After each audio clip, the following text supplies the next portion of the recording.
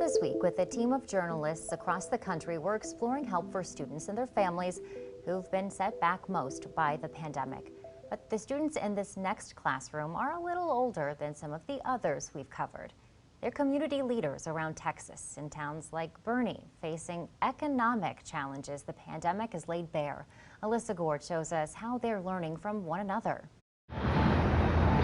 Our historic downtown is a big tourism draw for our community. It's Amy Story's job to draw in economic opportunity to the city of Boerne in the Texas Hill Country. Boerne is primarily a small business community. She says many of those businesses have been dramatically impacted by the pandemic. I do think the first of the year, many places will see some businesses that simply can't make it.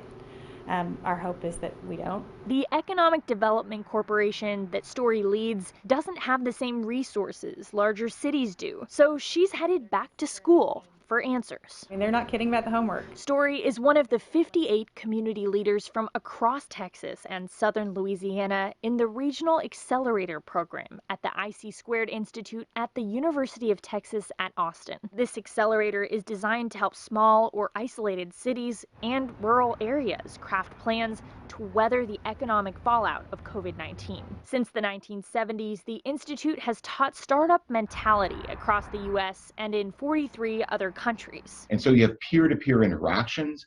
This motivates, this helps solve problems, and this creates this network effect. Dr. Greg Pogue with the Institute says even before COVID-19, many smaller cities and rural areas were already challenged by budget constraints and less diverse economies. New has to be embraced by all counties in Texas, all communities in Texas.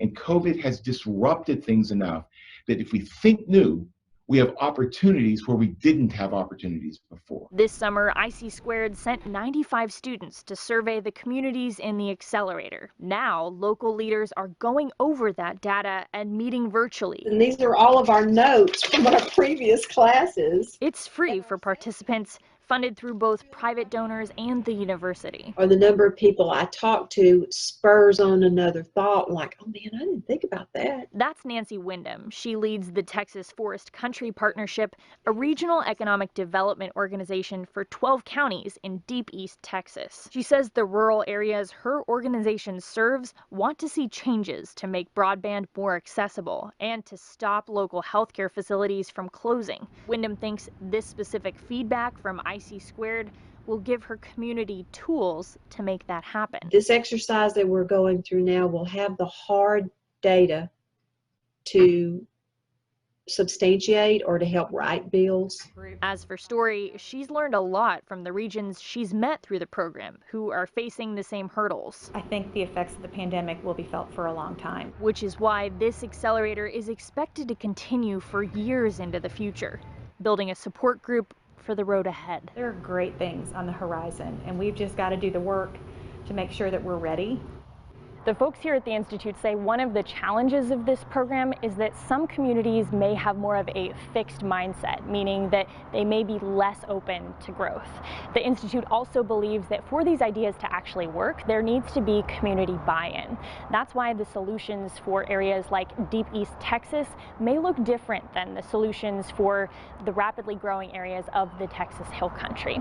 That's also why the Institute says they try to tailor each of these plans to suit each of these communities. Back to you.